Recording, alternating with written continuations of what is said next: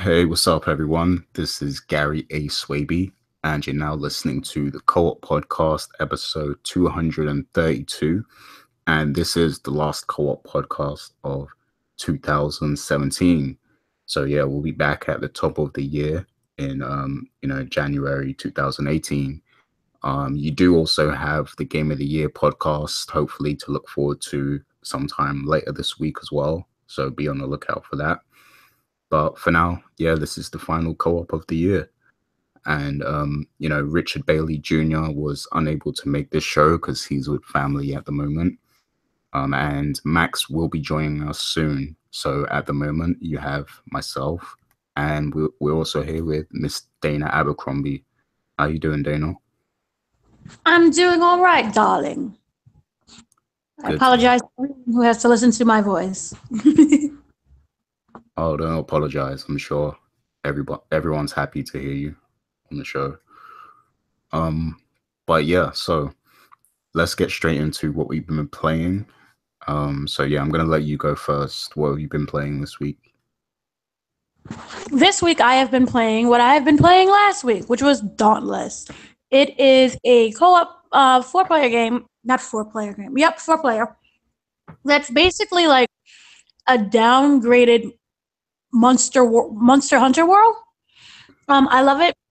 It's really addictive. The matches are about 15 to 20 minutes each, and you can set like how hard you want it to go. And if you set it on, like, say, for example, easy, then the matches are shorter. But it does take a lot of work, a lot of team effort, and I really enjoy that game so much. So I've been playing that. And I've been playing a little bit of the Lego Dimensions. That's about it.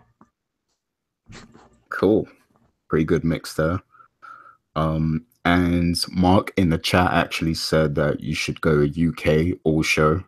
And I replied that your British accent is better than mine. So maybe you should consider that. So just like talking your accent the whole time, man. Yeah.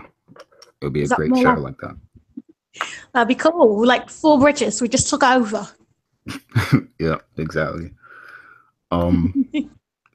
So yeah, as for what I've been playing, of course, Overwatch, that's a given. And I've also been playing Persona 4 on the Vita, just, whenever I get a chance to. And because, I travel to work a lot and stuff, so it's nice to be able to play that on the go as well. I also just got into Warframe today. This game, like, I actually installed it on my computer when it originally came out in like 2012 for PC, but I just never really like played it much. Well, I never played it at all back then. So yeah, now I've finally kind of got into it, but I know the game's changed a lot, like significantly. So I'm not sure, how much it has changed, but it's a pretty fun game. And considering it's free, I would say that it's pretty on par with Destiny, in my opinion, like in terms of fun and connectivity, being able to play with other players and, just finding loot and building up, developing your character and stuff. It's actually pretty fun. So I'm looking forward to playing a bit more of that. And also yesterday, I visited my friend Carl Daniel, who used to write at the Koalition, and we played a few games there.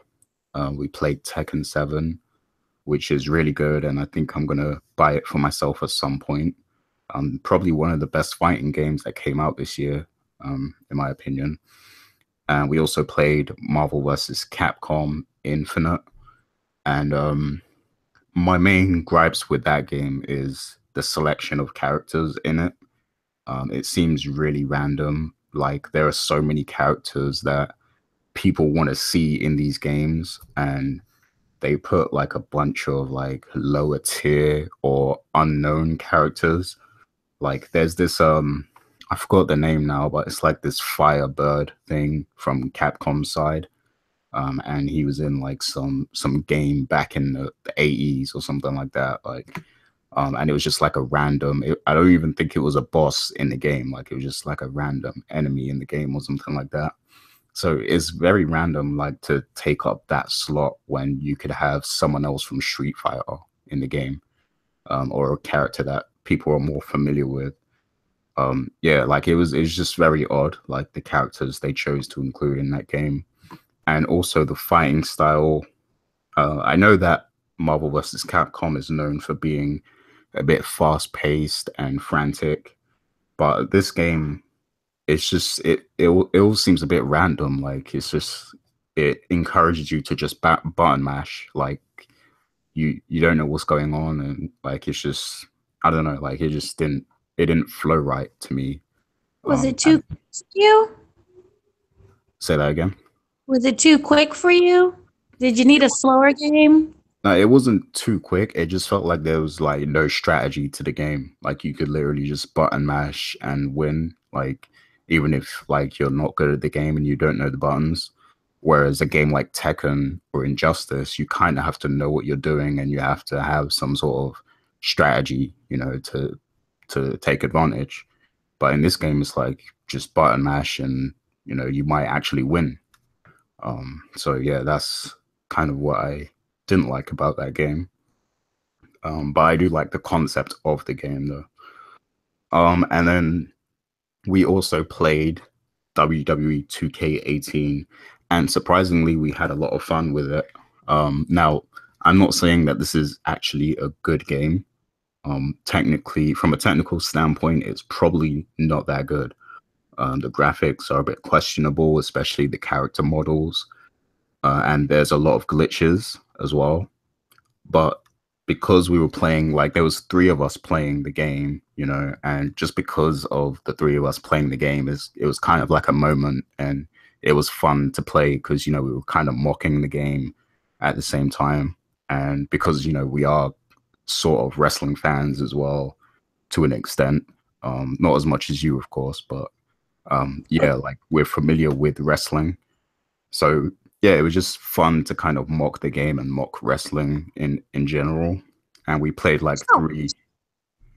Ouch. Go ahead. Would you say? Ouch, you're mocking wrestling? Yeah, because it's terrible right now. Ouch. Don't watch this WWE. Well, I don't plan to. Trust me. But yeah, like it was like we played like three Royal Rumble matches, and it was a lot of fun because like you could at first you choose your characters that you want to go in as, and then along the way you might get eliminated, but then you can choose to be whoever the next character that enters the Rumble is, and it's always fun like predicting who you're gonna get and stuff like that. There was this one moment where I actually got Brock Lesnar. Well, I'm not sure if it was me or my friend because we both kind of got eliminated at the same time. And then we chose the next numbers basically. And then Brock Lesnar came out, but he just stood in the middle of the ring and his life bar just disappeared. So nobody could beat him, and he was just standing there in the middle of the ring, glitched out, and nobody would attack him and he couldn't attack anyone else. So he was literally just standing there glitched That wasn't a glitch. for the whole match. Raw. What? That actually happens? That wasn't a glitch. That was an episode of Raw. Yeah, pretty much. There. Pretty much. That it seems like something that would happen in reality, if Brock was in the Royal Rumble. But yeah, that was really weird, but funny at the same time. But yeah, that sort of game is just fun if you play it with your friends, I guess. Online, it's probably I imagine it's very glitched online. But yeah, playing it like that, it's just a fun moment, I guess. But the game itself is, it's probably terrible if you're looking to buy it to play by yourself. It's probably not the best game. And I hear the Wii U version is terrible. You have to play the Nintendo Switch version. If you are someone who just enjoys playing bad games and just love mocking games like you and your friends did, you have to play the Nintendo Switch version because it is gosh darn awful.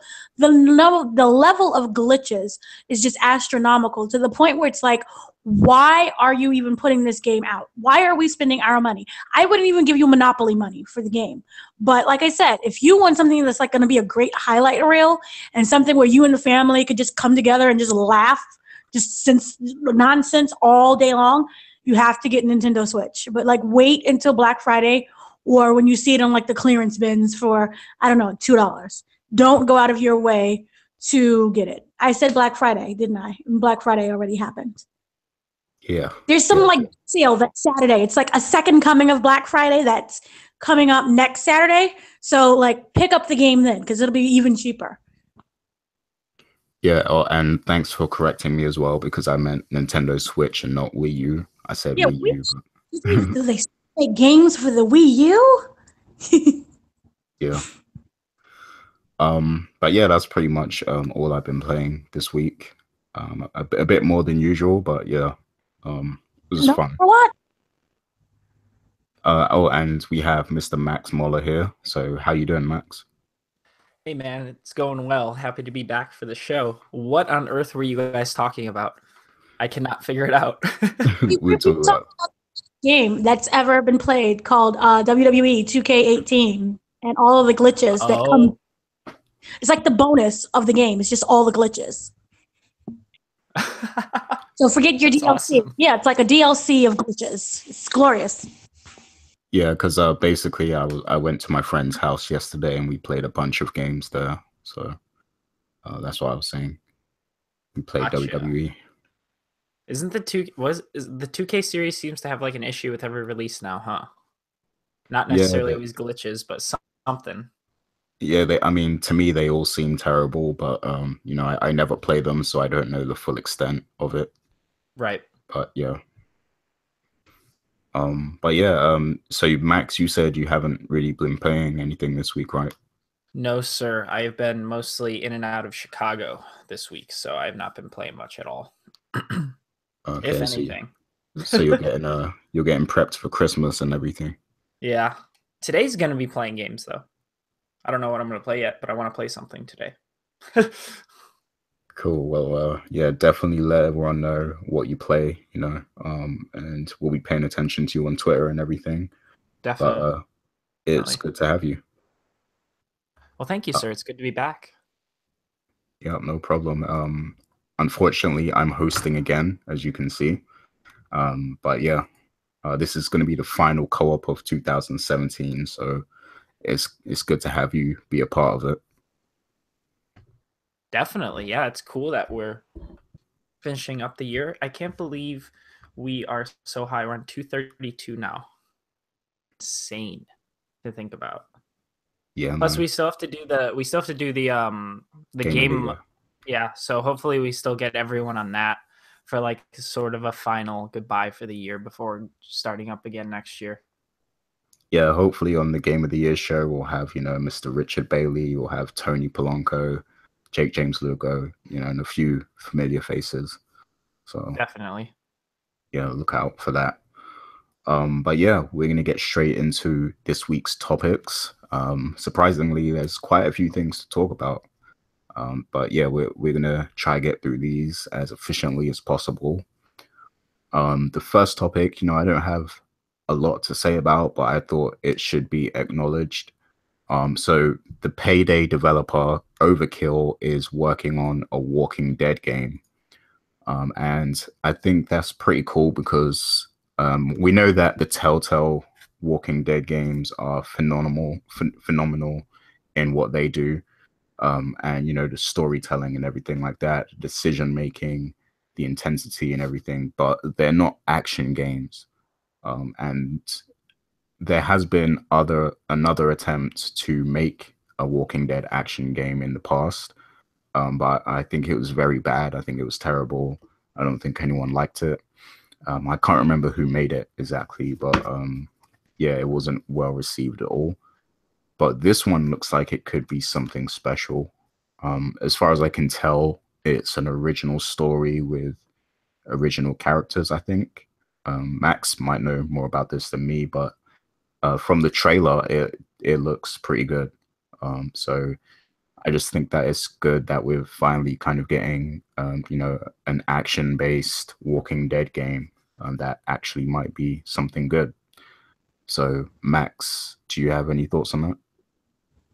I saw the trailer and I thought the trailer looked really interesting. It kind of reminded me of like a Dead Island vibe a little bit, not the comedic aspect, but like how they kind of transition from the real world into the zombie world, kind of like that. And then it didn't show any action per se, but it showed the dude like about to like charge into a bunch of zombies with a spiked bat, which is pretty cool. You know, it's like your standard zombie fare.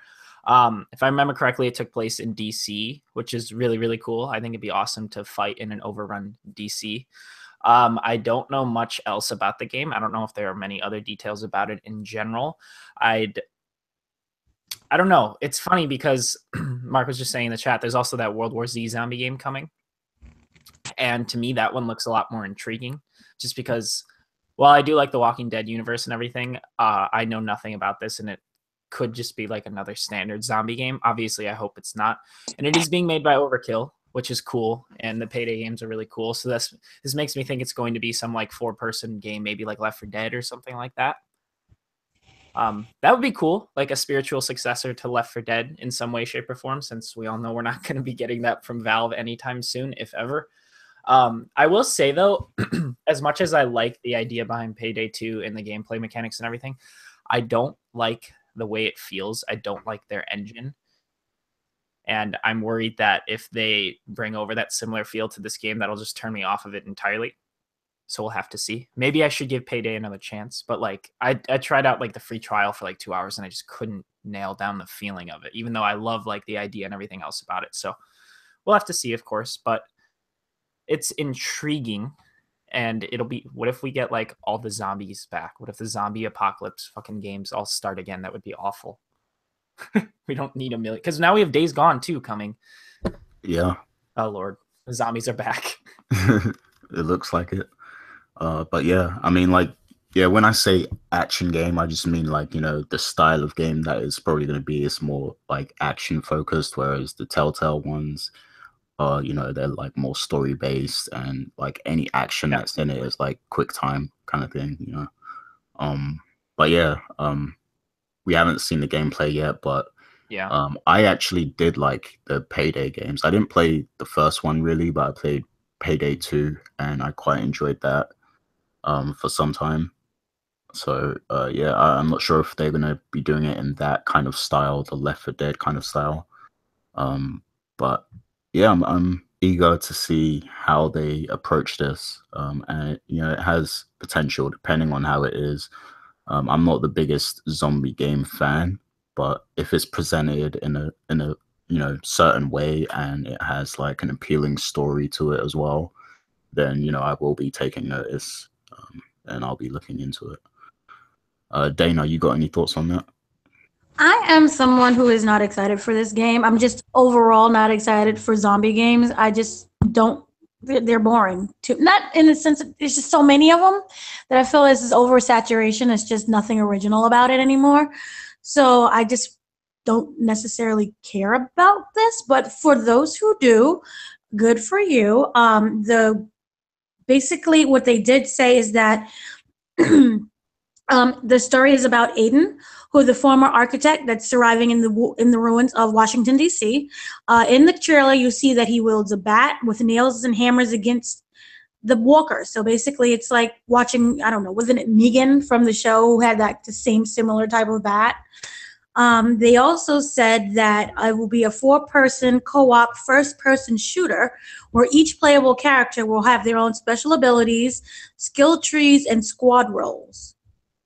So if that is exciting for you, then that seems like something that you should probably take a look at or pick up when it's released. Which says it'll be released fall 2018 on Steam, Xbox One, and PS4. I just don't feel anything towards it. interesting.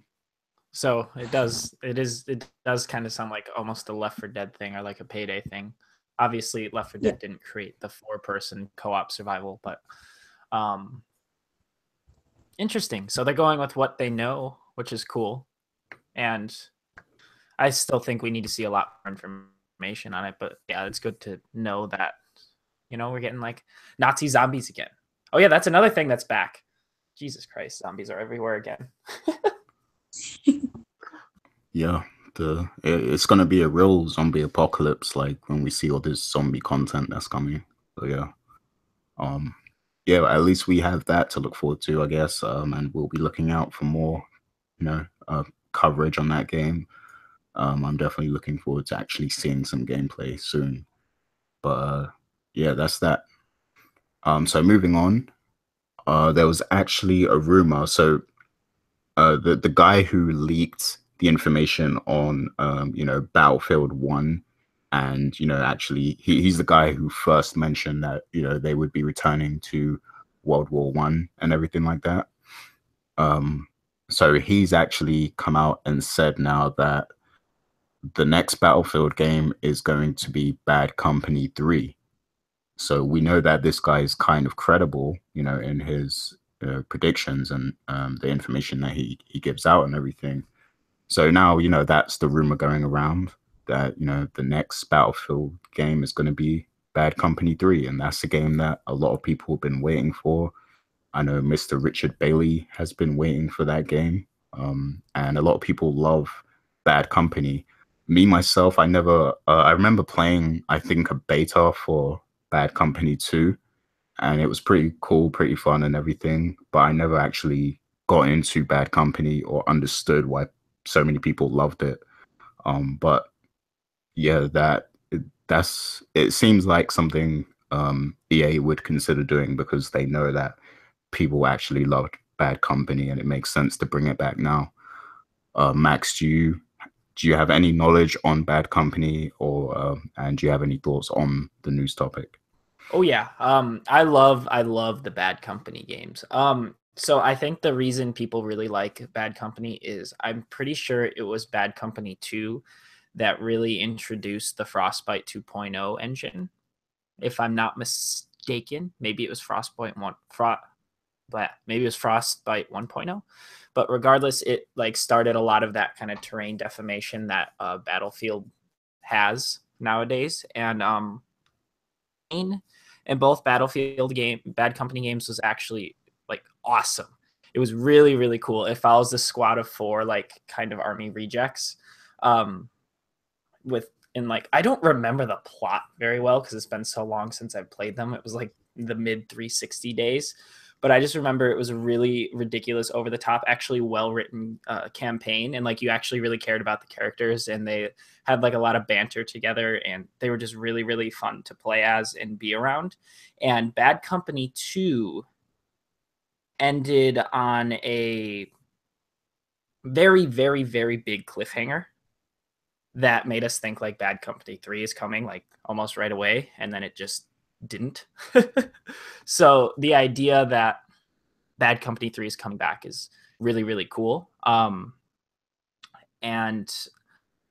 I think it'd be nice because I'm getting kind of tired of like the modern shooting genre. And I know that there's the rumor that Bad Company 3 would be in World War II, which is really, really cool. Especially because COD World War II is back, but I don't know. I just don't really like the direction COD has been going. So it'd be nice to explore World War II in like a Battlefield game again. I think that'd be very, very cool. Other than that, I don't have too many thoughts on it. I'm excited to see more. I'm actually excited for the campaign more than anything else with this game, believe it or not, in a Battlefield game. But yeah. Yeah, man. I think it was Battlefield 3 that really made me get into the Battlefield series. And you know, I put a lot of hours into Battlefield 3 and 4, and I really love those games. I like them more than Call of Duty. So yeah, if there's any new Battlefield coming out, then I'm definitely probably going to give it, you know, the time of day.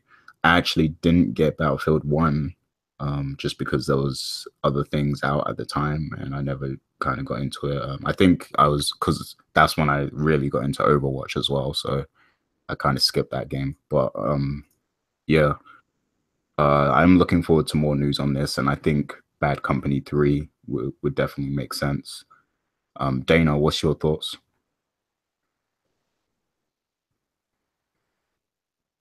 My thoughts are very excited for this news. I love both of the bad companies. I especially love two. I love the storyline, and I just liked how funny it was. So for me, I'm very excited. I'm looking forward to this. So nothing but good news and happiness I'm feeling right now. Awesome. So yeah, I mean, again, it is a rumor at the moment until proven correct, but you know, the source is credible based on his previous predictions. But yeah, take it with a grain of salt, people. But definitely let us know your thoughts and whether you think that you know, this is a step in the right direction for EA and DICE. So moving on, before we get to entertainment, I'm going to keep it gaming a little bit for now. So the NPDs were revealed, you know, a few days back, around 4 days ago or so, and some pretty interesting results. So in terms of software, you know, PlayStation 4 was victorious. Of course, all those Black Friday sales, you know, helped them out. And they've kind of ended Nintendo's streak. I'm not sure how many months the Switch has been reigning in, you know, in terms of hardware sales. Sorry, I meant hardware sales. But yeah, the PS4 has ended the streak, and we're not sure on the exact numbers that the Xbox One X sold, but we're told that they also had a good month, and it was one of the best months for the console, period. Same with PS4 as well, is one of the best selling months of the PS4. So yeah, any thoughts on that before we get to software sales, guys? Go ahead, Dana. No, I thought that the Nintendo Switch would outsell everything, but so far it hasn't. So, but I'm excited and happy for everyone. It's always is anyone who picks up a console, even if it's crappy Xbone, good for you. But I think PlayStation 4, I'm looking for their sales to increase a little bit more. Cool. Any thoughts on hardware, Max? Also not in particular. I'm not surprised that the One X did not top because it's $500. I do see here that it's the what was it? It was the most dollars. They brought in the most money on hardware, which makes sense because one Xbox is worth like two PS4s right now. So that's a stat I guess Microsoft can be proud of. But it is interesting to see that the PS4 outsold the Switch. That is pretty surprising. I guess the lower prices though, or really would have done it because there was PS4s as low as $200 on Black Friday, if I'm not mistaken. Yeah, maybe it was like 220, 230. So yeah, and even to like the casual parent or something buying something for their kids, if they're just looking at price alone, they're going to go for the PS4 of the Switch, and then Call of Duty had come out, which, I'm sure parents are used to seeing. So they just buy those two like in tandem. Probably one of the biggest reasons is that sort of stuff. But I think that the Switch will come back for the December NPDs because, Christmas and everything, but we'll see. Yeah, I agree. I think we'll see the Switch come back and dominate again on the coming NBD. But yeah, time will tell. Was you going to say something else? Well, I guess the Switch also has a killer lineup coming in 2018. So as does the PS4. So that's another reason why I think the Switch would come back up pretty quickly. But yeah, we'll have to see. Yeah, both those consoles have a great lineup planned for next year. So I imagine it's going to be like, a dogfight for the next few months between those two consoles. But yeah, it's going to be interesting to see. 2018 is probably going to be great for gaming in general. So lots to look forward to. But in terms of sales, and since you already mentioned Call of Duty, of course we know Call of Duty topped the charts. But let's run through the top 10, starting at 10. So at 10, you have Pokemon Ultra Sun. At 9, you have Destiny 2. At 8, you have Need for Speed Payback. At 7, you have FIFA 18. At 6, you have Super Mario Odyssey. At 5, you have Madden NFL 18. At 4, you have NBA 2K18. At 3, you have Assassin's Creed Origin. At number 2, you have Star Wars Battlefront 2. And at number 1, of course, Call of Duty World War II. So an interesting top 10 there. I did not expect Star Wars to get the number 2 slot, to be honest with you. I thought after all that controversy, I thought they would be a bit lower, because I thought a lot of people were just like not buying the game. But yeah, pretty surprising to see that it's actually number 2. I wonder what the actual gap is between Call of Duty and Star Wars. But yeah, interesting top 10 there. Do you have any thoughts on that specifically, Max? I'm kind of pissed about that, to be completely honest with you. Battlefront 2 should not be anywhere near this top 10 at all, especially after all the bullshit that happened. So I have to wonder who actually went out and bought the game. You know, maybe it was like the casual market. That's, you know, because Star Wars is still like a mass. Star Wars transcends like nerds and geeks. Star Wars is everyone and everything. So it's entirely possible that like a lot of that was like the casual market who didn't hear about all the BS that happened, even though it made CNN and like kind of made it into the public eye.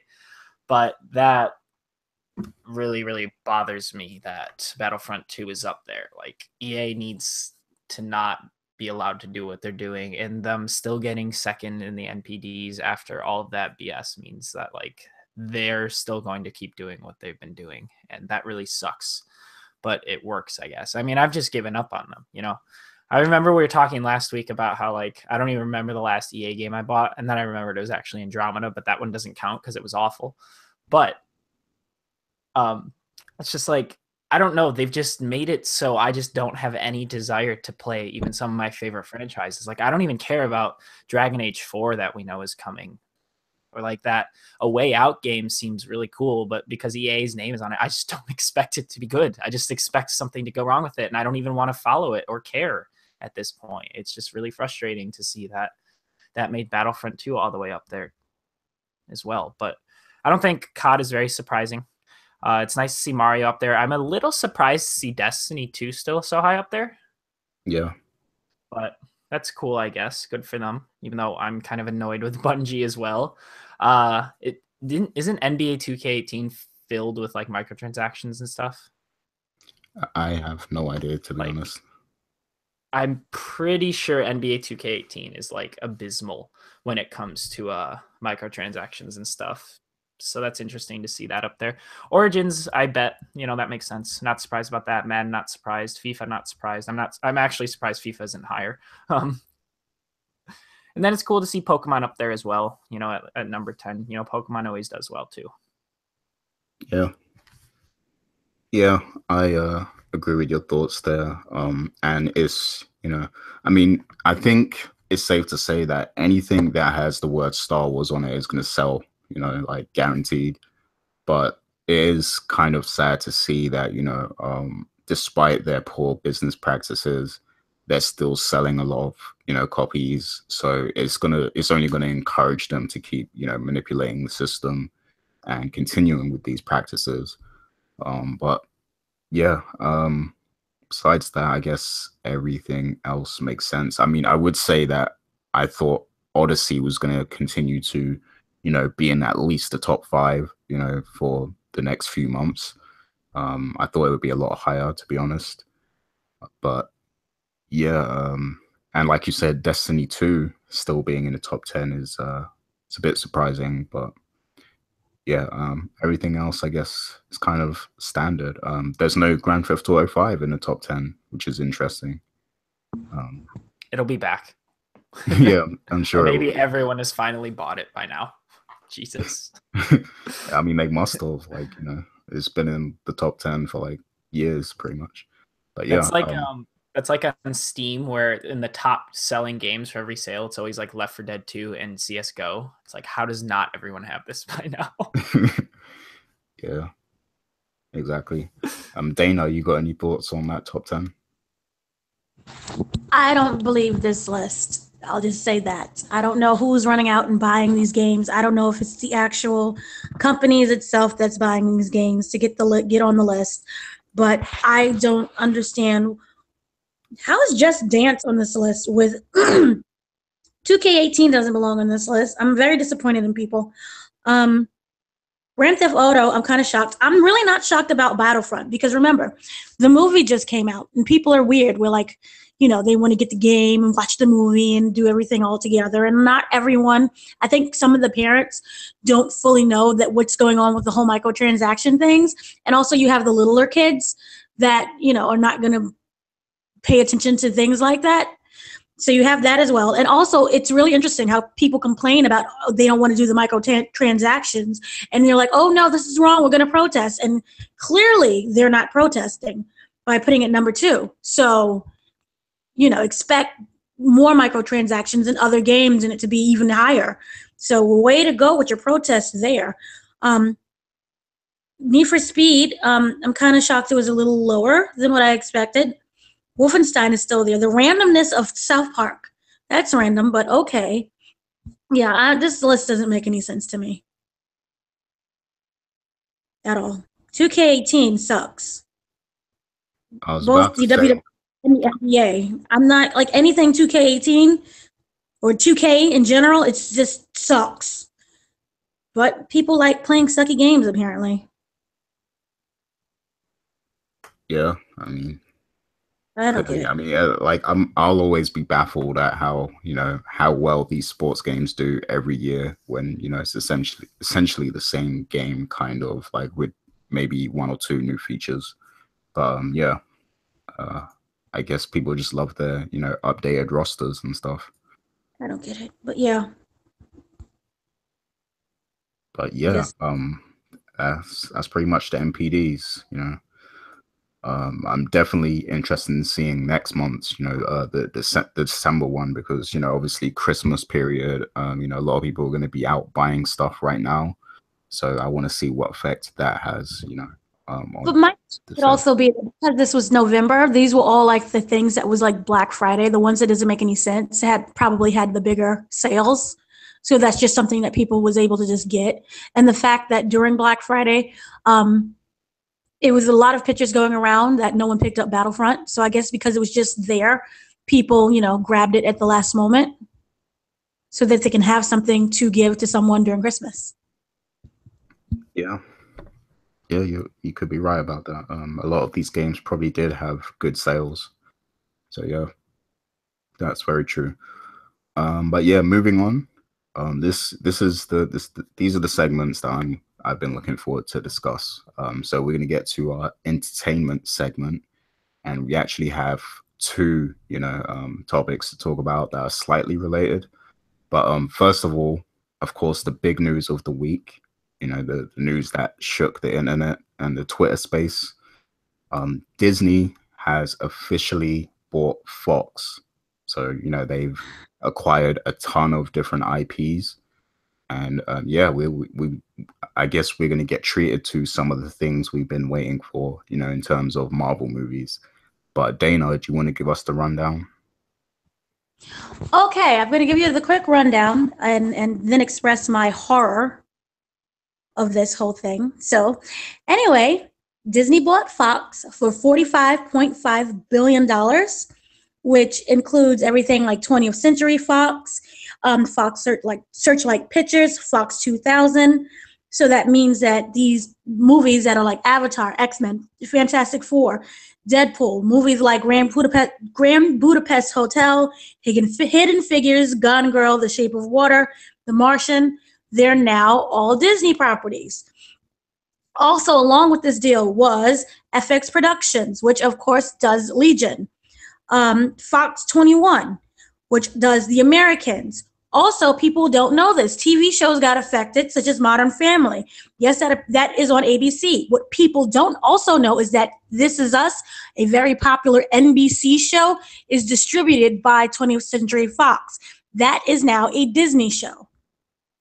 FX Network, as I said, National Geographic,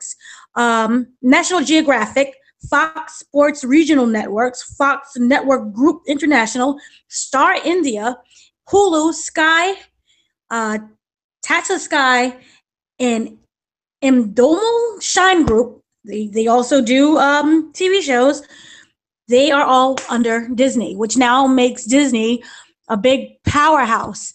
Also, this is leading to an investigation to find out whether or not this is something that's good for, movie and TV industries. So there's talks about there being an investigation behind these deals. So my personal opinion is this. Yay, it's exciting that we finally got all these, we can see crossovers like Fantastic Four with X-Men. Wolverine, I know they just announced that they're going to reboot his entire movie series again. They're even thinking of doing a television series, which would be really interesting. I know people are wondering what's going to happen with Deadpool now that it's Disney, but Disney did announce that they wanted to make an entire separate category for their R-rated movies. So they're very excited about making properties R-rated. They want to turn Wolverine into an R-rated movie, which is great as well. But this is also bad for TV shows. A lot of TV shows can be canceled. People will also lose their jobs. They will announce that about 10,000 people will lose their jobs by 2018 because of this whole merger. So this is a lot of things that is up in the air. We don't know what's going to happen with Modern Family. We don't know how The Americans is going to be affected. Now that we have the streaming service, does that mean that all of these properties will just belong on to the streaming services? What happens to things like Netflix? Are they going to just be left out in the dust with nothing? So it's a lot of what ifs, and I know a lot of people are happy for the comic book aspects of these things, but not everyone watches comic book movies or TV shows. So a lot of other people will have their shows affected, possibly negatively. So I am on the fence. I'm just really happy that Anastasia will now be a Disney princess, but at the same time, what's going to happen to my TV shows that I watch? So I'm in between. I'm skeptical at this moment. Yeah, thanks for highlighting all of that. There's definitely a lot of concerns with that deal. Definitely the stuff you highlighted, people losing their jobs, being uncertain of the direction of the projects they're attached to, and that sort of thing. There's a lot of nuts and bolts to this deal, and it's more than just Disney getting a few IPs. It's there's a lot more to it than that.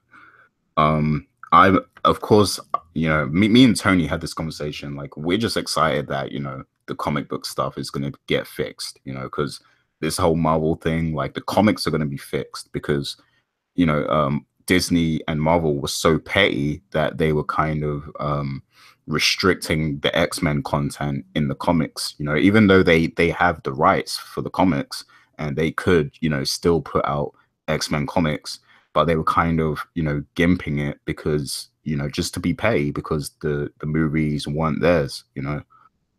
And the same with the games, like Marvel vs. Capcom Infinite. They didn't have the X-Men in there just because they were being petty, and they wanted to push the Avengers and everything.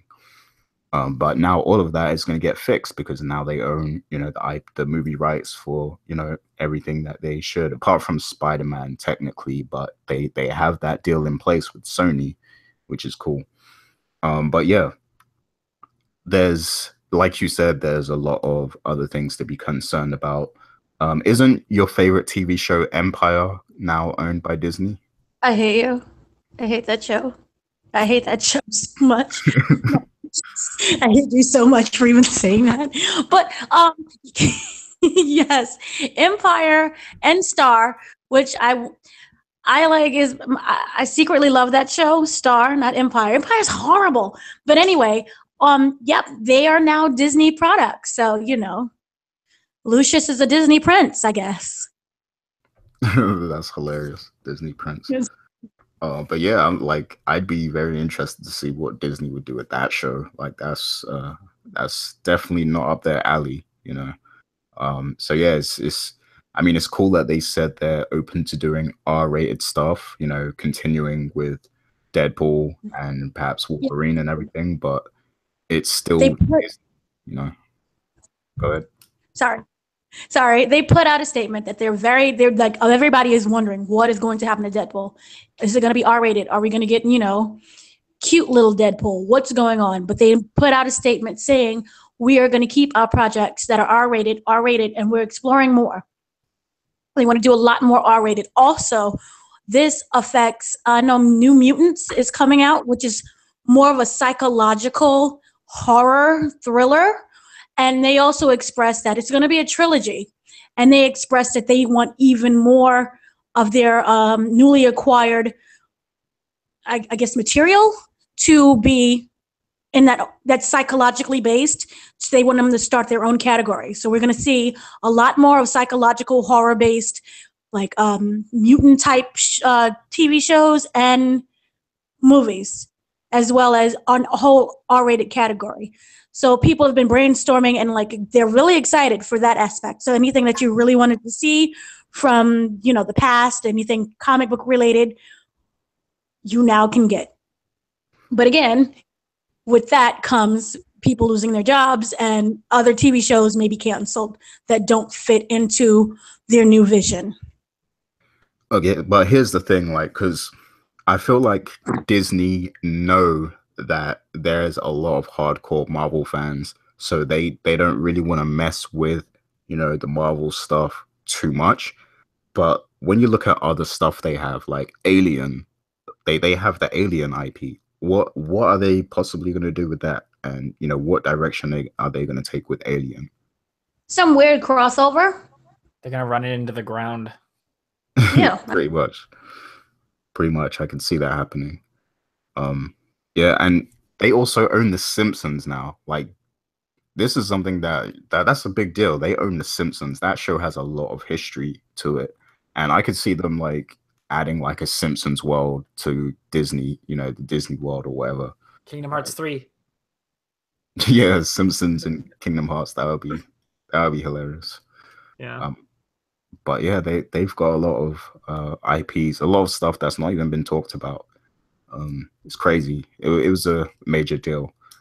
Max, do you have any major thoughts on that? Yeah, I am worried about a lot of the IPs that we were just discussing because I do think they're going to just do this thing they've been doing with Star Wars and just start throwing them out like nobody's business.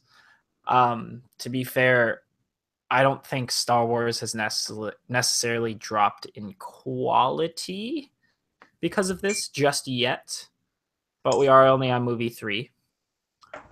So we'll have to see on that one. But the biggest thing I'm worried about is the Netflix issues that are going to come out of this and streaming issues, because Disney is working on their own streaming service and they say it's going to be cheaper than Netflix when it comes out. But I'm sure that price is going to raise later. But now that they have all of these IPs and, you know, they already have their own IPs, that Disney, people are going to be paying for Netflix and the Disney service, if not only the Disney service. Like, this is a huge blow to Netflix. This is massive. Like, people are going to be dropping Netflix like no other because of this. Even though Netflix does have a lot of original content, Disney just has the sheer overwhelming IPs that have been around forever. Netflix doesn't have that, you know. So ideally, it'd be best to have both, but not everyone can have both. And people are most likely going to pick the Disney streaming service over the Netflix streaming service.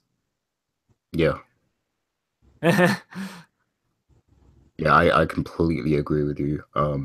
I love Netflix. I've always, like, ever since Netflix came to the UK, I've been subscribed to them, and I haven't, you know, unsubscribed once, just because I want to support that. And, you know, I like that they do their own original things. I like that there's, you know, on-demand entertainment whenever I want it. You know, like, I just like that model.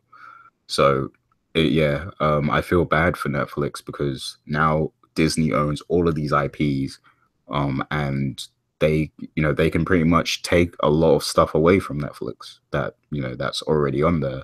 Not only the Marvel original stuff that they've done with them, but also, you know, just other movies, you know, like classic movies and all the stuff that Netflix has on there. Like, they can just take them all away from Netflix. And that takes away a lot of the value of the service. And when you mix that with what else happened this week, the fact that they voted against net neutrality, it just seems really bad for Netflix overall right now. And that's a shame. But yeah, I mean, when that Disney service does launch fully, it's going to be hard not to subscribe to that, because if there's like original Star Wars content on there, as well as all the movies and all the Marvel stuff and just that whole catalog that they now have, like it's going to be hard not to subscribe to that, you know. And it's a shame. What was you going to say, Dana? No, also I just wanted to quickly say that with this merger, in no shape or form is Fox News affected. So anyone who's like questioning that, Fox News will be untouched, and that they are starting to hold hearings on this merger because they fear that Disney will now be the dominant entertainment company, and they don't want them to have too much power. So they're going to start, with the hearings soon. Because now they own sports, movies, TV, and now it's a streaming service also. So they're concerned. Yeah. Yeah, I mean, I guess because there was a rumor going around a while back that Apple was going to buy Disney. I feel like to even things out a little bit, Apple should probably buy like someone like Warner Brothers, or another media company that can kind of stand up against Apple. I mean, not Apple, Disney. Apple buying Disney, that would be an interesting world to live in. Yeah, that would be insane, right? Yeah. Wow. Honestly, I would imagine Disney buying Apple over Apple buying Disney. Yeah, like that's how I always thought of it, but people tell me that Apple is valued way more than Disney or something like that. But I think Really? I think Even with now? this deal though, it changes a lot though. Yeah, definitely. No, this is ridiculous with this deal. I'm kind of surprised that there isn't much backlash to this. Like legally, like I know people are saying, but people have their opinions, but I'm surprised this is like legally allowed. Mm. They own Star Wars. They have like the Disney properties. They own Marvel.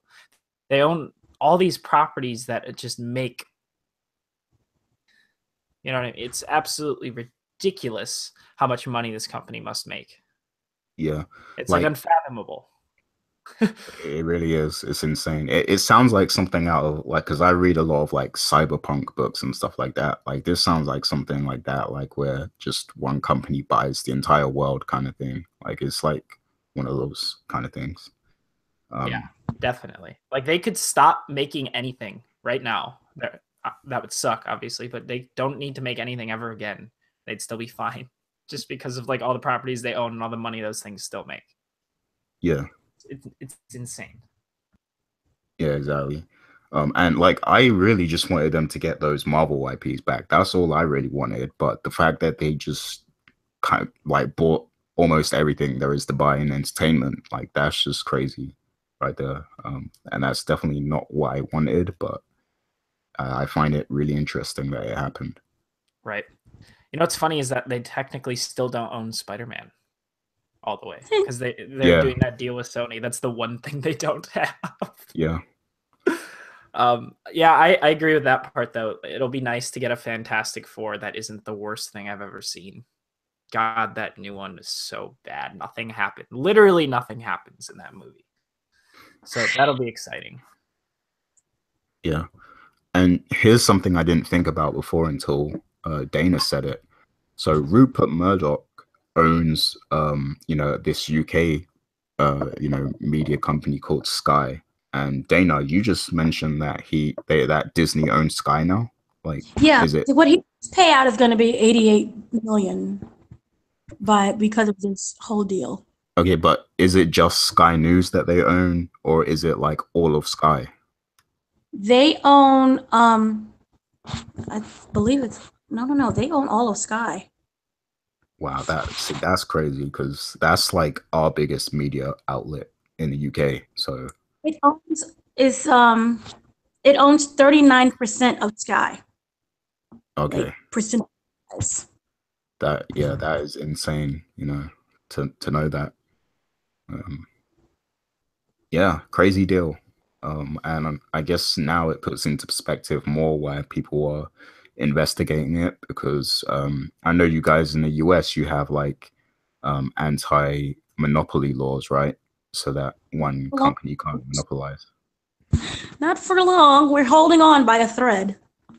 Yeah, pretty much that. Like, we have them, but to be honest, I don't really think laws apply to anything anymore. That's just the way we seem to be these days. I don't think. I'm sure that there will be some way to get around it, one way or another. Right, especially with Trump as president. But yeah, crazy deal. So yeah, I want to get to Star Wars because, you know, Max mentioned Star Wars and he said something interesting. He said that now I think there's going to be a debate here, but he said that I don't think the Star Wars movies have dipped in quality yet. And I would be inclined to disagree with that. So yeah, we're going to transition into our non-spoiler, because I'm aware that a lot of people probably haven't watched The Last Jedi yet. So this is going to be our non-spoiler thoughts on, you know, Star Wars, The Last Jedi. Now, Max, have you seen the film? Yes, I saw it a couple of days ago now. And I should clarify that by dropping quality, I don't necessarily mean like they've been amazing, even though I really liked The Last Jedi. I mean more like I haven't noticed like they're all watchable by right. Like a big degree. They're watchable by a lot. They're more watchable than a lot of the BS that comes out of companies like running things into the ground. Okay, yeah. I mean, I get what you mean. Yeah. So before I hand over to Dana, my general thoughts on the film. I think, like you said, it's an enjoyable film. It's, you know, definitely very watchable. It doesn't feel like they're completely running the series into the ground or anything like that. It was a fun film to watch. Like, it was definitely fun. But I do have a lot of issues with it. I can't get into specifics, of course, because you know, spoilers and everything. But yeah, I just question the overall direction that they're taking. There was some cool scenes, some cool sequences and things of that nature. I just feel like not much really changed between the end of, you know, Force Awakens and the end of this one. But yeah, enjoyable film for sure. Dana, what was your thoughts? Y'all crazy. Y'all both crazy. This movie was enjoyable and wonderful. And yes, I understand that it's not perfect, but it sure as heck was better than The Force Awakens.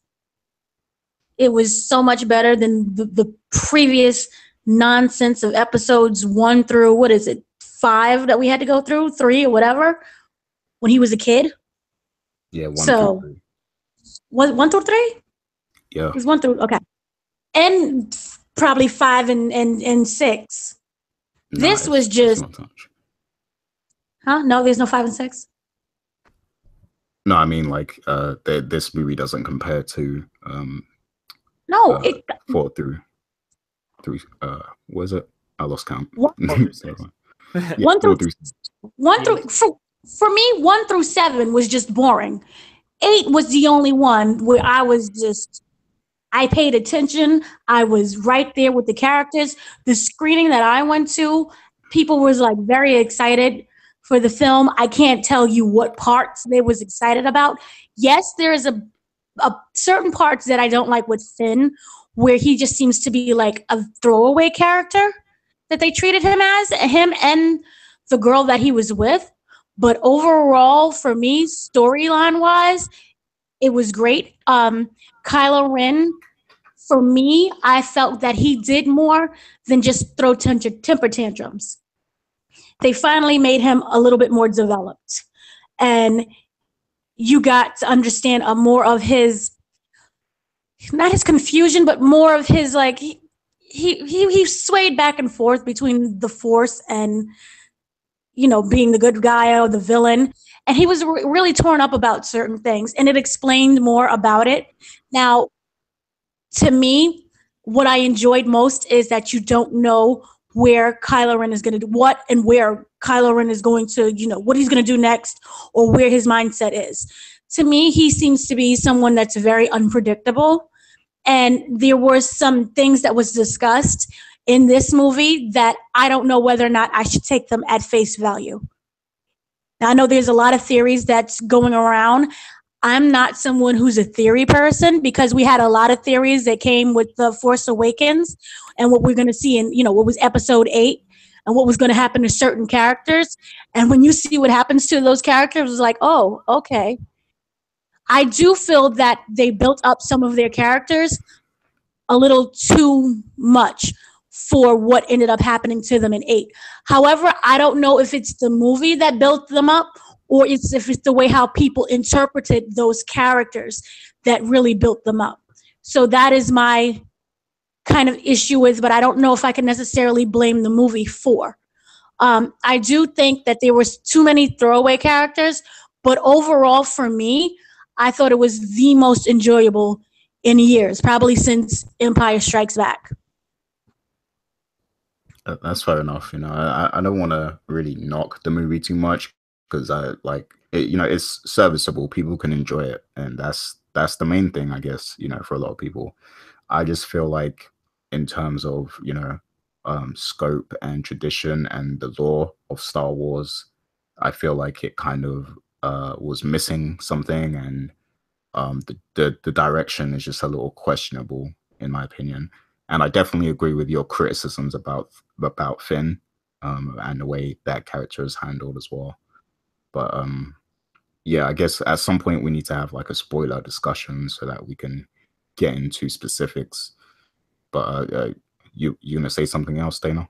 Yeah, I appreciated the direction that it took. And what I also was a little thrown back at first, but I appreciated more, it made the experience more enjoyable, was how funny it was. It kind of was along the realms of how Thor Ragnarok was in terms of like just the random jokes and the funniness about it.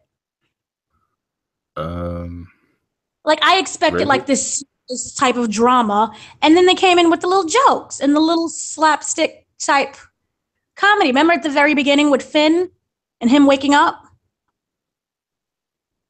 Yeah. Okay.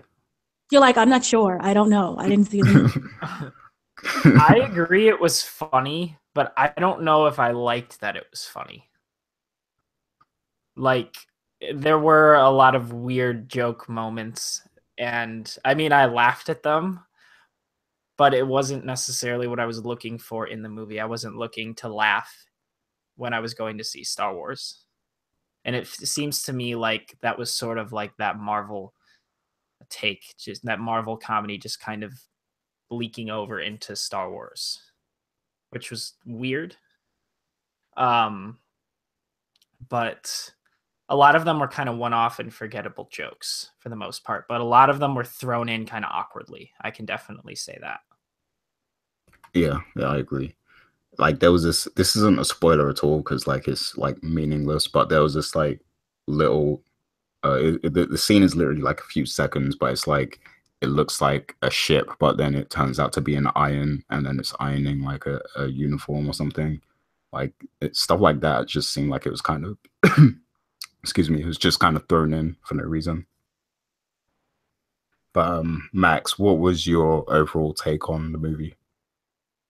Okay, so my biggest problem with The Force Awakens was that, not that it was a bad movie, because it wasn't. I really enjoyed it, but it was super safe. And I get it. It was like the comeback of Star Wars. They had to play it safe. They felt they should play it safe to make money, make sure people still wanted Star Wars, So yeah, that's all good and great. But I remember after Force Awakens came out, I just found it very predictable, even though I really enjoyed it. I was like, all right, cool, you got your safe run. Now with the next one, you please like take some risks or something. And I want to give Last Jedi a lot of props for that. It's definitely the most different Star Wars movie than any of the other 6, or even than Rogue One to a degree. The cinematography, it's shot so much differently than any other Star Wars movie. There's a lot of camera tricks, a lot of editing techniques that just aren't in any other movie that I actually really enjoyed and I found very interesting. Like, for example, the I don't want to spoil it per se, but like the kind of interactions between Rey and Kylo. I think you guys know what I'm talking about. The way those were kind of shot together is interesting. And just honestly, the battle scenes were kind of shot differently. Like they just felt, I don't want to say more hectic per se, but I don't know. I just liked the way the cinematography was. I just liked how different it was shot and edited and transitioned all just together. I think it was really, really well done and risky. But when it comes to the plot, I am not super invested into Star Wars lore. Like I enjoy Star Wars, but I'm not like a huge Star Wars fan. So it was something that I didn't pay the most attention to. It was something that I just kind of felt like watched contained into the movie. So I didn't put too much thought into the plot and everything. I just enjoyed what was there, even though there were some weird moments, but I don't want to spoil them. But then after seeing the movie and reading a lot of the complaints, especially a lot of what Mark told me the other day in terms of lore and like inconsistencies and plot holes and everything, that does tarnish my thoughts on the movie, and it does make me want to go back and rewatch it with those things in mind. But in terms of just like the acting and just the direction, and again, the editing and cinematography and everything, I really enjoyed that. And I liked how different, I liked that it was actually risky and not just trying to do the same thing again and again and again, which is really cool. It was interesting how much they went into the Force. I feel like they focused a little bit too much on that and didn't explain enough of it, which is weird to say, but they just kind of went shallow deep into the Force, even though they talked about it all the time. Which was weird, but I don't know. I also think Finn was kind of throwaway too. It seemed to me that they didn't really know what to do with him, and they just kind of had him in there because he's like John Boyega and he's a fan favorite and everything. But there was a lot going on in the movie. They tied it up somewhat well, I'd have to say. I saw a lot of people before I saw the movie comparing it to The Empire Strikes Back, saying that it is like it lives up to being like the second movie in the trilogy, living up to be The Empire Strikes Back. I don't really think that's the case at all. And I know that, Gary, you don't either, as we were just saying, but something that I loved walking out of it, but after reading up on it and actually putting some critical thought into it, I need to rewatch and reevaluate. Yeah, I mean, that's fair. That's definitely fair because when you think that we've had the original movies for like, all these years now, like 20, 30 years or whatever it is now, and we've only had this movie for less than a week. So I guess, we definitely need to rewatch it, reevaluate a little bit more. But yeah, just off of first watch, that's kind of how I felt, like I felt they played it very safe. And yeah, I completely agree with what you said about the Force as well. Like, they kind of tried to go deep with it, but didn't really tell us much. And it kind of seems like they're making the Force this kind of overpowered thing now, where before Yes, that's so true. Yeah, like before it felt like there was a bit more lore to it. Like, there were laws of the Force, but now it's just like this overpowered thing. So yeah, I agree with that. Go ahead, Dana. I don't. I'm the only one smoking. I felt that it was not. The thing is that it wasn't John Boyega's story. The Force Awakens is his story with, Daisy in it. To me, I felt that this was more of Daisy and Adam Driver's story, Kylo Ren and Rey. It was them and their connection, so to speak, and how it'll end up turning the tides for what's to come. And we got that when we saw the very last shot of the movie with that boy. So for me, I'm sorry, I just really thought it was a great movie. And to me, they also did like a good guide to explaining to today's generation the beginning of what the Force is. And then I think, when it comes to the laws and the different parts of the Force, I think that that's to come in the later movies. But to reintroduce to fans, and remember, there are people who've never seen Star Wars.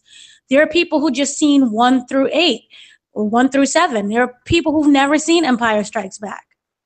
So I thought it was a good beginning for today's generation. Yeah. I'm angered at today's generation then. No, I just don't. I agree. I get what you're saying. I get what you're saying, and I agree that like it could be like a good like kind of restart point. Those people should be seeing Star Wars 8 without seeing other ones. At least right, but like Force Awakens. But I feel like Star Wars is going to be around way after we're all dead. So they're going to have to just keep reintroducing things to us to the newer crowd. So I just didn't have a problem with that at all. I don't. At this point, it's a new chapter in the story, and we're not dealing with the villains of the past. We're not dealing with traditions of the past. So we have to create our own traditions of how we do things. And how we see the Force is different than, say, how your grandfather was raised with the Force. Like, I understand what you're saying, and there is truth to what you're saying, but I feel like Star Wars is like the spectacle of the film industry, and I feel like it's something that, you know, you kind of pass down. Like, you would raise your kids to, like, you know, watch these movies. Like, you would introduce it to them at some point so they have like that understanding of it, just because it's that big a deal in film history kind of thing. So yeah, that's my thing too. Yeah, like I would assume that everyone's watched it before they watch Force Awakens. I would assume that everyone's watched those, you know, the old films. We'll see. I do agree that, like, in terms of a starting point, they're going in the right direction to kind of like restart what we know as Star Wars and open it up to a new like kind of audience. But I don't know if I like how it was handled per se, because like Gary said, they're trying to make the Force like this thing that it never was. Like, they're going deeper into it, but I feel like the Force is almost better off not entirely explained, because now I don't know, it's just they made the ending of the movie, while it was awesome to watch and witness, it was this one thing that a certain character does, and I don't want to spoil it. It's like, I didn't know the Force could do that, and this makes me think like a Jedi or a Sith, anyone who has power of the Force, can just do literally anything in the world. Yeah. Like anything, and like they're just unstoppable. Which in the previous movies, that was not the case. You know, the Jedi were powerful, the Sith were very powerful, but they were not ever unstoppable. They can be overwhelmed, they were vulnerable, and that was what was cool about them. Yeah, exactly. And now they just seem invincible. Which was, I think, that was something, again, I didn't really think about during the movie, but like looking back now, it's kind of like, wow. Why? Yeah, I completely agree with you. Yeah, before I say too much, I definitely want to talk about this more off air, and then, you know, perhaps in a spoiler review episode, you know, that we do on Star Wars The Last Jedi. But yeah, that's pretty much our thoughts. You know, there are some varied thoughts throughout, you know, the Coalition stuff, I think. But yeah, look out for, hopefully we'll get around to doing a show. It's going to be a little tough to schedule, you know, with Christmas and everything, but we'll see if we can do a show on this, because I know the people might be interested in that. But yeah, that's pretty much our thoughts on Star Wars for now. But yeah, I do recommend everyone go see it still. You know, it's just, Star Wars is one of those things that you just, you know, the world stops and you just have to go see that movie. So definitely go see it if you haven't already. But I imagine anyone listening to this probably has. So yeah. So moving on, we're getting back to some gaming stuff now. And PUBG officially released on the Xbox One. And the report came out. The report came out, and PUBG sold over 1 million units within 48 hours of release on the Xbox One. And of course, that's a really good accomplishment. But with that came a lot of, messy criticisms as well about the game. I haven't actually read up on everything. I'm hoping Max might know a little bit more here, but I'm hearing there's a lot of like frame rate dips and stuff, and the frame rate is 30 frames per second, and people are expecting more on the Xbox One X. But of course, they kind of had to keep it. They had to keep it. They had to keep the parity between consoles, I guess. So it's locked at 30, and I'm hearing there's a lot of different criticisms as well with the controls and the way things work compared to on PC and things of that nature.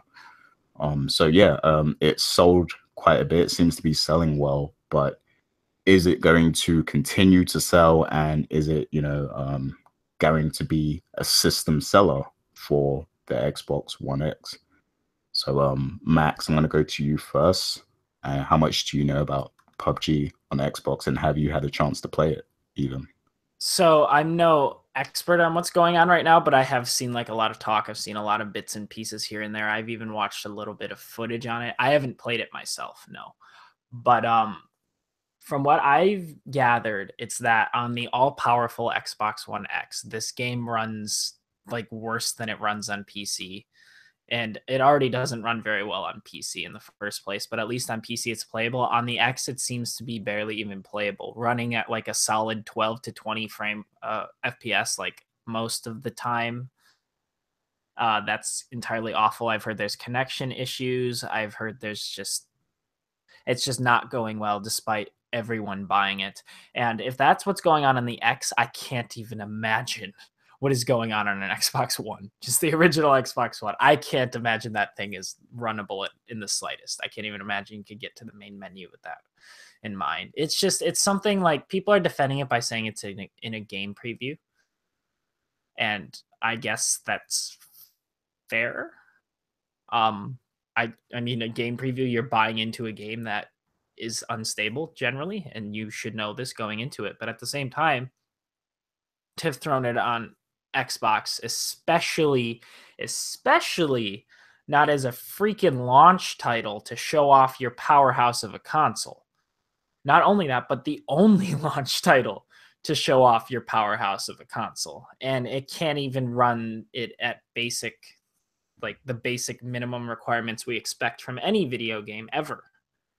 So that's pretty frustrating, PUBG has never been well optimized, and I think it'll still be a while before it does, even though I guess, like you were saying, Gary, it just hit 1.0 on PC. I don't really know what that means nowadays. That doesn't really mean anything nowadays. So yeah, it's interesting. I'm a bit surprised. I expected PUBG to, do well and be like a good thing for Microsoft, but they seem to have kind of ruined that. Fortnite is optimized. Fortnite is freaking awesome, dude. Mark just brought up Fortnite in the chat. Fortnite is very, very cool game. Not even just the Battle Royale stuff, but it fits in with the conversation because of Battle Royale. Fortnite is still definitely the premier Battle Royale title on the Xbox, and it's free.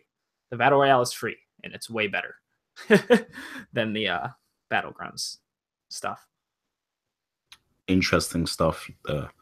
And yeah, that does raise a lot of questionable points of discussion, because obviously we know that this has been I always forget what they call these games, early access. It's essentially an early access game, and it has been on PC for a very long time. And when you're dealing with the console market doesn't understand that. People who buy games, they think they're buying a complete game, a game that's finished. They expect games to be of a certain expectation, like it's a finished product. But as we know, early access is something that keeps developing. Like, they keep working on it and building upon it. Sometimes they just don't, because it's doing so well anyway that they can get away with not updating it. But console gamers, they don't expect to buy a game, and this was $60, right? as far as I know. I believe so, yes. Yeah, so they don't expect to go out and buy a game that's $60 and have that game not be fully finished, and have it be an experience where they have to wait for patches and updates and stuff to actually make the game run. That's a very PC thing. PC gamers are kind of used to that. Like, whenever you buy a game on Steam or PC or something, you might have to wait on a patch, or you might have to go on Google and find fixes that the community has developed and things of that nature. That's something that's been very apparent in PC gaming, but console gamers aren't expecting that. So yeah, you can't just release the Xbox One X and have this as your premier new experience game that you hope to sell the system, and it's not a finished game, because that's just going to lead to a lot of controversy, and that it has. So yeah, so it's a mess, really, for sure. Dana, do you have any thoughts on that?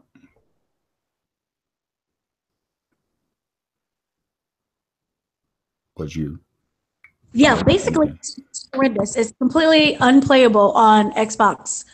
And the problem is that many, as you were saying before, many people on console expect, a full playable game that's complete.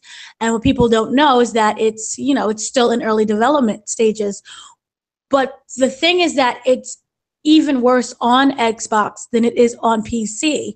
And there's a lot of problems that's going with it that just, when you look at it, it looks a mess. And when you play it, it's just completely unplayable. There's too many glitches, and the speed rate is just horrible, to the point where you just don't really feel like playing with it. It's too much of a work to get it to run, let alone actually sit there and play the game. So I would just say just avoid it. It's very unfortunate. And I think that when it comes to like Xbox players, they already just left a bad taste in everyone's mouth. Maybe those who just have the PC version, just stick with that, but don't transition over to console at all. And I wonder how this will affect the sales once the game is complete, or with the Xbox sales, what's going to happen there? Yeah, that's definitely my real question here. I want to know, like, how this is going to affect the Xbox One X sales, and we know that it's sold well, so far, but is this something that's going to continue? And is it, well, obviously it's not the system seller we thought it was going to be, because people are unhappy with it. But do you guys think this is going to have a significant effect on the Xbox One X sales moving into 2018? No. Go ahead, Max. I do not think so, purely because the only people who care enough to realize the Xbox One X is kind of a ripoff are already not buying it. The only people who are really going to be buying it / buying PUBG and everything are people who don't really follow the games industry, I'm going to guess. Unless they just have a whole bunch of money to just throw around, then fine, sure, good for them. But I just feel like it's not targeted towards people who do their research on this kind of stuff. Yeah. Do you know what I mean? Yeah. Which is why I don't think so. I think that it's just going to be like the COD market and stuff, like, because PUBG has transcended gamers. It's like casual game as well. Like, everyone knows about it, that even like touches a game console probably knows about it. So they're gonna see, oh, PUBG's only on the Xbox, so they're gonna buy it. And that's it, because they don't want a PC and they're not into it in that way, and that's fine. It's just not as much of a hobby to them as it is to us. But that's also why I don't think it'll affect sales negatively. I think it's going to just go the way it would have even if PUBG was fine on the Xbox. Yeah, I guess I could see that. Yeah, just to point out, Mark actually said the game is $30. So please excuse me. The game is $30, which I guess it's not better, but at least it's not the full 60. But yeah, I mean, I do think if the game was perfect and it was, people were generally enjoying it, I do believe it would grow a fan base on the Xbox more quickly, and that might actually persuade more people to hop in. You know, either, I mean, people already have Xbox One X, I mean, Xbox One S, sorry, and the normal Xbox One. So maybe it wouldn't drive up sales of the X because, you know, that's a very specific market, I think. Um, but yeah, like you said, it might not have a big impact on the sales because people aren't jumping into the X right away anyway. But yeah, it's still a mess. And I don't like. I think they should have just pushed the game back a little bit, you know, to get it perfect. Because I mean, there's not much to look forward to on the X right now anyway. So it wouldn't have hurt them to delay it, you know, whether it's a month or two, just to get it a bit more smooth. So I think they really should have did that, to be honest. But yeah, Dana, did you have something else you wanted to say? No. Okay, your mic was open, so I thought you did. Any final thoughts on that, Max? Before we get into the next discussion. Not in particular, no. I do agree that they should have waited, though. Sorry, excuse me. I do think they should have waited, though, because they because like you said, there's just nothing to play on there anyways. Whatever. Yeah. They did it. It's done. It was a dumb decision, and they're gonna pay for it. Indeed. And yeah, so sticking with PUBG, and this is a topic we've actually discussed before, but you know, since there's kind of been a new response from the creator of PUBG, his name's Brendan Green, I think. We're bringing it back up again as a discussion. So yeah, he's really upset and disturbed by the fact that there are a lot of PUBG clones out there. Obviously, Fortnite, he considers that to be one of them, even though he's using their engine anyway. But yeah, he's expressed a lot of distaste on PUBG clones, and even like on mobile, so like on, you know, iOS and Android, there's a lot of PUBG clones popping up there, and that's even kind of forced him to bring out PUBG for mobile, and that's something that they've announced, you know. So yeah, he's really unhappy with the amount of PUBG clones and, you know, the survival based gameplay that's, you know, kind of coming out now. And this is a discussion we've had before. And yeah, I don't understand what his issue is, because like you could literally say the same thing with every other type of game, you know, like even loot boxes. So like one company makes loot boxes, you know, a really big deal for them, and then everyone else jumps on the trend. You know, this is something that happens in gaming. You know, Grand Theft Auto 3 was an incredible open world game, and that spawned a lot more open world games. So this is just something that happens. And even PUBG itself isn't original. You know, there was a lot of other survival games out before PUBG. So yeah, it's really interesting to see this guy. Like, I feel like he's kind of feeling his success a little too much, and it's making him think that he's an innovator, and it seems like he's really insecure about it, and he's scared about, you know, any other company kind of stepping into his, you know, market share, I guess. But Dana, what's your thoughts on this whole subject? He needs to have a seat because, well, as you already said, his game is not even original. There's no such thing as an original idea hardly anymore in any aspect, especially in gaming. You know, we just had a conversation about, you know, the zombie games and how there's 20,000 of them and they all look alike. With this, his game is nothing original either. So as you said previously, he's just really feeling himself, and he thinks that he's the innovator of that genre, and he's not at all. And you know, I'm pretty sure that the next game that he creates that comes out won't be original either. So this is just himself trying to, I would say, cause up a little controversy or stir the pot or whatever it is you want to say, so that people will pay more attention to him, and probably it's to bring more attention to the game. That's all. It's a stunt. Yeah. Max, anything to add to that? Yeah, I just think he's whining. I think it's annoying, and I think he needs to get over himself. This always happens. This isn't even just a game thing. This is a life thing.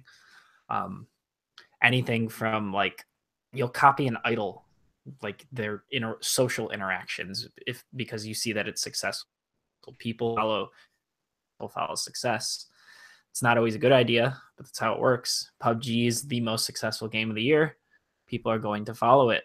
And like you guys said, this is not an original idea in any way, shape, or form. PUBG is not, say, it spawned a genre. It definitely brought it to the mainstream, but it's not necessarily original. It's like Blizzard. Blizzard always takes other people's ideas and perfects them and makes them work very, very well, puts their own twists on them, of course, and then polishes it to the point of no return and then releases it. And it's amazing. And that's just what happens when we get really good products out of it. It's not necessarily a case of be original. It's a case of do something good and do it right. And to be fair, I wouldn't even argue that PUBG is doing it all right per se. They just got there first. So he needs to get over himself. He should be happy that this game is even doing as well as it is, and it's going to continue. It's not going to be overturned for a long time. So instead of him bitching and whining, he should focus on making PUBG the best it is instead of complaining about everyone else doing their thing. Yeah, preach. Yeah, I agree. Yeah, I mean, you haven't even perfected the game. I mean, there's all these news topics about the game not running right and everything like that. Like, you haven't even perfected the formula. It's not even the best it can be. So you have no right to complain, and I would give him a lot more credit, if he had his own engine, but he used an engine from, what's the name of the engine again? I forgot. I forgot the name. Unreal Engine. Unreal, there you go. Yeah. So he's using the Unreal Engine, and then he wants to complain about the company who owns the engine making their own kind of version. Like, why? Like, it's just not logical. Like, I mean, obviously you should just be grateful. I think the guy should just be grateful at the moment for his success, because I do respect the fact that he took a gamble. He got his money together. He went to I believe it's Korea or something, to get the game developed and everything. And it was a success. So I respect his hustle in that regard, taking the gamble to make the game happen and, having it be a success.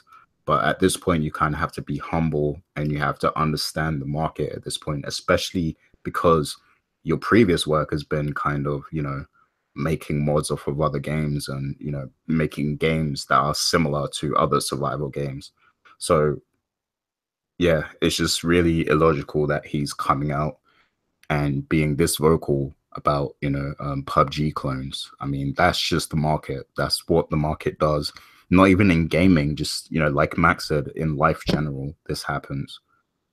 You can even compare it to Bitcoin, like, now Bitcoin is, it's making its rounds in the news. Now everybody wants to get in on Bitcoin.